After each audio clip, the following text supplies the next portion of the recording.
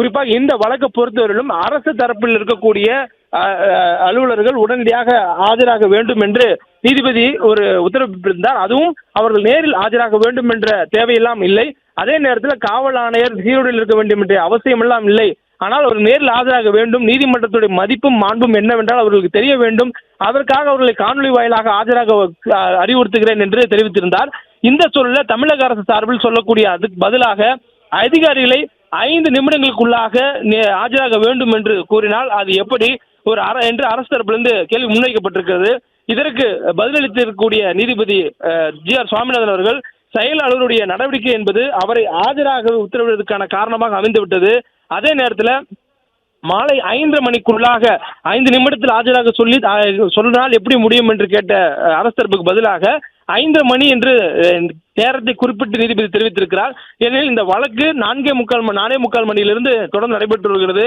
தொடக்க நிலையிலேயே தங்களுடைய வாதங்களை முன்வைத்த நிலையில ஏறக்குறைய ஒரு 20 நிமிடத்துக்கு முன்பாகவே செயல் அலுவலர் காணொலி வாயிலாக ஆஜராக வேண்டும் என்ற உத்தரவு என்பது கொடுக்கப்பட்டிருந்தது. தொடர்ச்சியாக இந்த சூழலில் தற்போது மாவட்ட ஆட்சியரும் காவல் கண்காணிப்பாளரும் ஆஜராக வேண்டும் என்ற காணொலி வாயிலாக ஆஜராக வேண்டும் என்ற உத்தரவு கொடுக்கப்பட்டிருக்கிறது. இந்த சூழலில் அவர்கள் ஆஜராகவில்லை என்றால் கடுமையான உத்தரவுகளை பிறப்பிக்க நேரிடும் என்றும் எச்சரித்திருக்கிறார் தனி நீதிபதி சுவாமிநாதன்.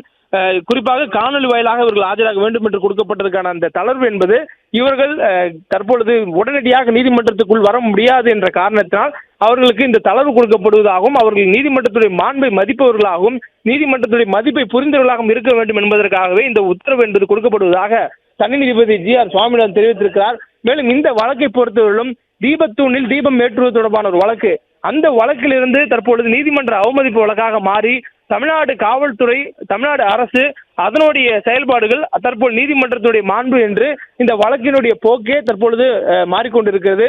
குறிப்பாக நீதிமன்றம் கொடுத்திருக்கக்கூடிய உத்தரவு திருப்பரங்குன்றம் மலை உச்சியில் இருக்கக்கூடிய தீபத்தூணில் தீபம் ஏற்றுவது தொடர்பான ஒரு உத்தரவு.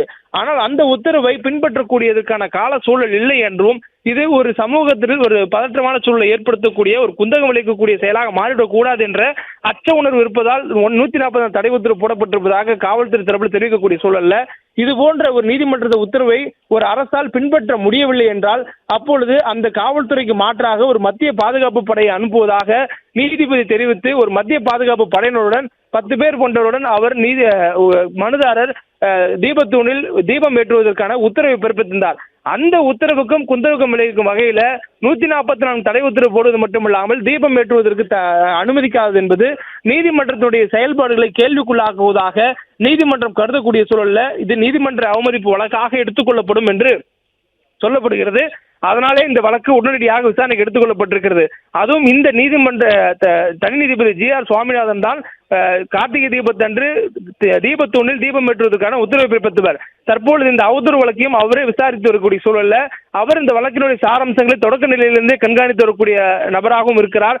அந்த வகையில நீதிபதி இந்த வழக்கினுடைய தொடர்ச்சியிலிருந்து செயலருடைய செயல்பாடு என்பது திருப்திகரமாக இல்லாத சூழலே அவரை இந்த வழக்கில் தற்பொழுது காணொலி வாயிலாக ஆஜராக உத்தரவிடக்கூடிய நேர ஒரு காரணமாக அமைந்திருக்கிறது எனவும் தெரிவித்திருக்கிறார். அது மட்டுமின்றி நீதிமன்றம் கொடுத்திருக்கக்கூடிய ஒரு உத்தரவு என்பது அரசினுடைய பின்பற்ற வேண்டியது அரசினுடைய கடமை.